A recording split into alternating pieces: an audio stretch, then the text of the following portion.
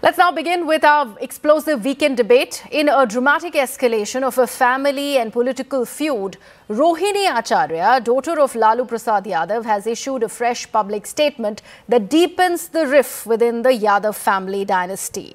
She has declared that barring her brothers, her entire family, including her father, is with her. Her remarks follow her announcement that she is quitting politics and severing ties with her family, a step she says was compelled by months of humiliation, abuse and betrayal inside the family circle.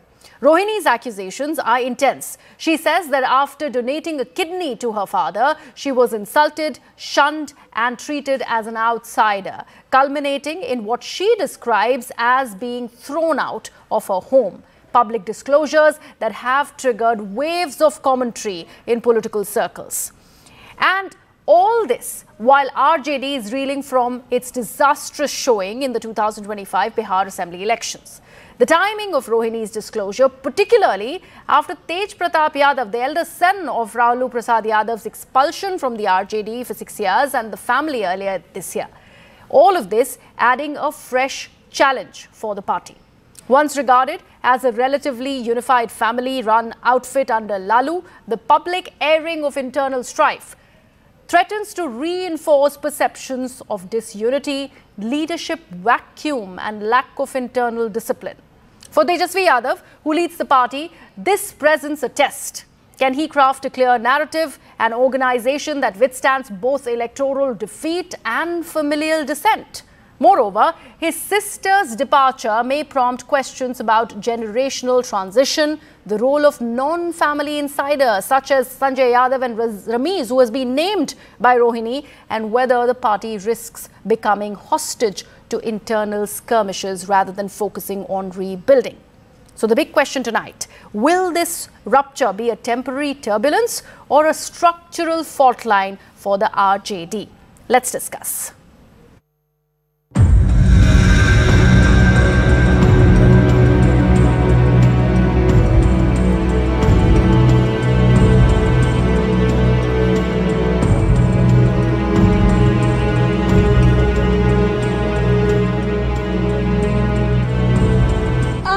बात जाकर के तेजस्वी यादव किसके शह पे हुआ है उनसे जाके पूछिए।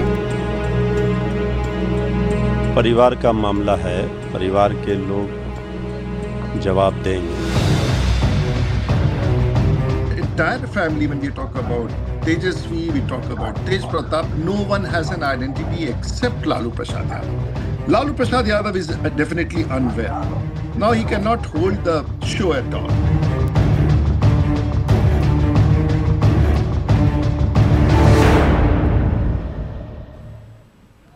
Let's open this up. We have our guest joining us on the broadcast tonight. Sanju Verma of the BJP is with us. Also with us is Pooja Patrick of the JDU. Sujata Pal of the Congress Party joins us, and also joining us is Rashid Kidwai, senior journalist. Let me begin with Pooja Patrick. Since you're primarily a regional party which has exceeding dominance in Bihar, the polls this time around have shown that, Pooja.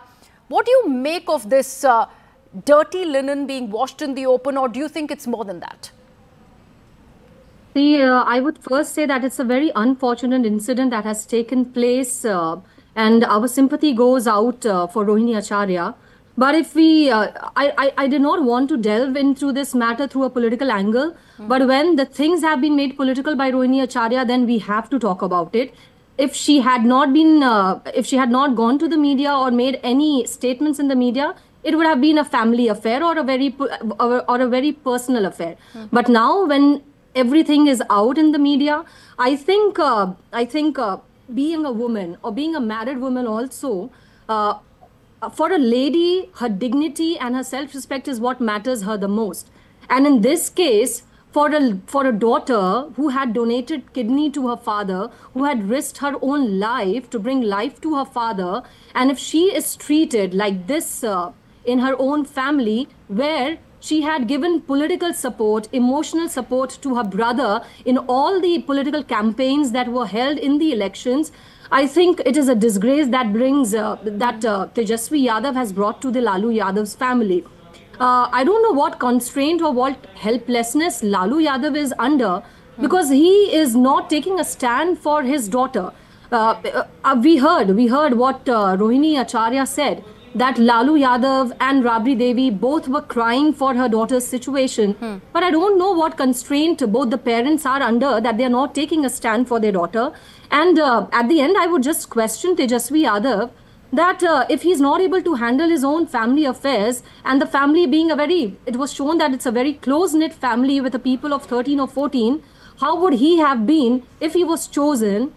We know that now the results are out and the NDA is going to form the government. But if in any case he was chosen by the people of Bihar, how would he have handled if he was not able to handle people of 13 or 14, a family? And he would have found it difficult to handle a population size of 13 or 14 crores. Okay. This is what the population is of Bihar. So my question is that to Tejasvi Yadav. Pooja asked a question, Sanju. We wonder what is the constraint of Lalu Prasad Yadav. Do you think the constraint is the same one as everyone witnessed of him not being on the posters of the Mahagathbandhan with just Tejasvi's face slapped on the posters? No Lalu Prasad Yadav at all representing the RJD. Do you think there is more than what meets the eye here? You know, Griha, first things first. There's a saying in Hindi, हम बेटी को घर की लक्ष्मी मानते हैं और जो daughter in law है, बहू है, उसे हम घर की गृह लक्ष्मी मानते हैं. And look at the irony. Tej Pratap Yadav, the eldest son of Lalu Yadav, he got married in 2018, and in 2019, there are videos which are viral on the internet where Aishwarya, Lalu and Rabri Devi's daughter-in-law, says that Rabri Devi in the middle of the night dragged Aishwarya by her hair and beat her up, thrashed her brutally. Then she was thrown out of the house. She was on her periods. She was not even given access to sanitary napkins. Her mobile phone was snatched away. And she said, बाहर जो security guard थे, body guard थे, उन्हें कहा गया कि मुझे बुरी तरह पीटा जाए. पहले तो राबड़ी जी ने खुद मेरी पिटाई की, बाद में बॉडीगार्ड्स द्वारा भी पिटाई की गई. And what happened in 2019 to Rabri's daughter-in-law, today the same thing in 2025 within 6 years has happened to Lalu and Rabri's own daughter Rohini Acharya. And I would agree with the JDU spokesperson. You know, when you're in politics, when you're in public life, there's nothing private about your public persona. You know, whether you like it or not, whatever you do comes into the public domain. What I find surprising is that where is the entire Darbari ecosystem? Ladki hu, lad sakti hu. Priyanka Vadra ran all the way to Hathras. You know, when Archana Gautam, the poster girl of Ladki hu, lad sakti hu, was thrashed outside the Congress office, Priyanka Vadra consumed Fevicol in wholesale. Today, Rohini Acharya says, Tejasvi Yadav के कहने पर मुझे रमीज और संजय यादव ने चप्पल मार मार कर घर से धकेल कर अलग कर दिया मेरे अपने परिवार से. मुझे आज ऐसा लग रहा है मैं अनाथ हूं. I feel orphaned. I feel abandoned.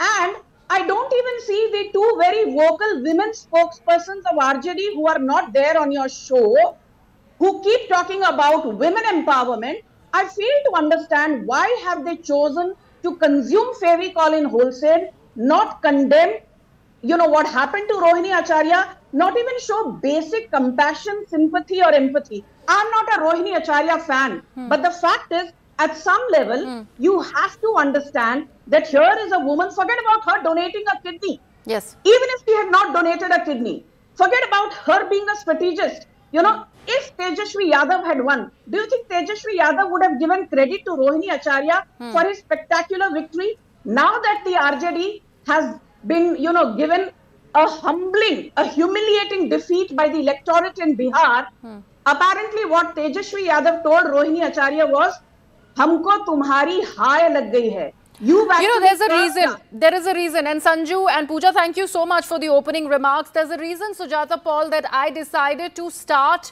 with the opposing voices in this particular case, because the RJD is refusing to comment on it. Sanju just mentioned two very vocal female spokespersons of the RJD refusing to join us on the debate. They don't want to weigh in on what has happened. You are an alliance partner. You are within the Mahagathbandhan. What really has happened? RJD, rank and file, politically it's a different story. But here It's a woman speaking, talking about the kind of ordeal that she suffered at the hands of her own family members. Do you think there is a big reason to worry for the Lalu Prasad Yadav family, for Tejasvi Yadav, because the allegations are really damaging? You know, this is so disgusting that you're talking about a family issue and you're not really bothered about the family trying to sort this issue out, not giving them time, not talking about their privacy, which is what you would have spoken about if this was some family of the BJP. But the glee on the faces of people today... It's out today, in the open, ma'am. Sujata, don't you think it's out in the open? She has made a public disclosure. Hang on. No, Griha, let me complete. Very recently, there has been a big battle between former Prime Minister Vishwanath Pratap Singh's granddaughter, who lives in Dehradun, and there is a domestic issue which was happening. The BJP government was not allowing police to take action. And in this particular matter, nobody spoke. You did not have a debate. Former Prime Minister Vishwanath Pratap Singh's granddaughter Adrija was facing domestic violence from her husband's family. That was her allegation. We did not make it into this huge issue like you are making today. I think any private problem should remain private. Why do you think it's an issue today? Sujata, why do you think it's an issue today? Right now, the Mahagathbandhan has seen a defeat like never seen before in the state of Bihar. And we are talking about RJD's presence in Bihar that is in question right now. And while we must be talking about a victory of the NDA or a defeat of the Mahagathbandhan, in this case, the RJD as well, we are talking about a public disclosure that has come in from a key member of the Lalu Prasad Yadav family. Why do you think that is? Why do you think the timing here should not be questioned as well? No, you will not allow them to handle their private family matter. And you are questioning why their spokespersons are not coming on your show. How shameful is that? What I am saying is that when Adrija Kumari, No, ma'am. I'm not questioning on why the spokespersons are not coming on the show. I am just asking why is the Lalu Prasad Yadav family not responding to what allegations the daughter has leveled against them? And in this case, we have also put it out there. We have given a platform and we have said that she's getting her support from Lalu Prasad Yadav. No. I am saying that there was another daughter making a similar allegation. Why do you look at things differently? That was a BJP rule. I answered that question, ma'am. Girl was saying that she was being If we want to do a debate which is about female and women's security, on whether or not she is safe within her own family, that's a separate debate also. It is a parallel debate and a very, very important one. But do you think the politics will be bereft of what controversy has right now attacked the Lalu Prasad Yadav family right ahead of the election defeat? Mr. Rashid Kidwai. Rashid Kidwai. Who has suffered in a BJP state, you will not talk about. Okay, Sanju Verma would want to respond to that, but I will. Okay, Sanju Verma, your response. Thank you. You know, I did not want to make this into a tu-tu-main debate. Like I said, I'm not a Rohini Acharya fan. But look at the video. You know, you can easily empathize with her. It's heart-rending that she's been thrown out by her own brother. You know, thrown out by her own family members, completely abandoned. But the moot point is this. I always come back. And, you know, I have been on very uncomfortable debates and asked questions. You know, there's a BJP leader who's made a misogynistic statement. Do you agree, Sanju Verma? I say no. Ideology apart. If there is misogyny, I will condemn it unequivocally. And I say this again with a lot of responsibility on your show. What happened in the last 24 hours with Rohini Acharya, Griha, reminds me of March 1982, which I'm sure Rashid Kidwai, who's a seasoned journalist, will remember. The month was March, the year was 1982. It was barely 2 years since Sanjay Gandhi died in 1980. And Menaka Gandhi, along with her infant son, was thrown out of one Safdarjung Road by Menaka Gandhi's mother-in-law, the then Prime Minister Indira Gandhi. So I am not surprised that the entire Congress ecosystem has chosen to be quiet. Rashidji, do you think what has happened when it is about Lalu Prasad's family is unfortunate? What has happened with Rohini is very, very unfortunate. It should not have happened. But since it has come out in the open, should we not be discussing it? Rashid Kidwai. Griha, there are many things at stake here. I think this is not only just a matter of bad optics. It's also about physical violence against women. So there is actually a case of criminal proceedings. We cannot equate this what happened to Maneka Gandhi that Sanju Verma is referring. That was an altogether different case. That was also about human feelings and all. We can go on, but here the three things are very clear. One is there is a kind of if there is a intimidation and physical abuse, then this is a serious. This is not between two individuals. It is not ghar ki baat. And second thing is Rohini Acharya has gone public, so it is for the for the government, for the police to take cognizance of it and act. Now, I understand that this is a kind of a dispute. We do not know what is the other side. This is also a family which has many members in politics, and they were aspiring for tickets and political leverage, all kind of things. I'm sure there is another side of story. But for alliance politics, it is bad optics. It's very difficult for the Congress and the left parties and all to justify, and for Tejasvi himself. But one last point that I want to make, and having studied the Indian politics for many, Indian political parties and system, they are very misogynic. They are very laced with patriarchy. And when these kind of things happen, the male side always wins or dominates. We have very little in-house mechanism, Congress, BJP, all included, to deal with cases of sexual harassment, intimidation, and all. And the very glaring case was there. Sanju may disagree with me. Was about what happened in the wrestling federation thing, with what happened to women wrestlers, etc. So there's a lot of history to it. I think we should look at it piece to piece. But it's overall, it's very unfortunate, and it makes the Mahagathbandhan's defeat far more murky, disgusting. And of course, this absolutely kind of hurling a slipper.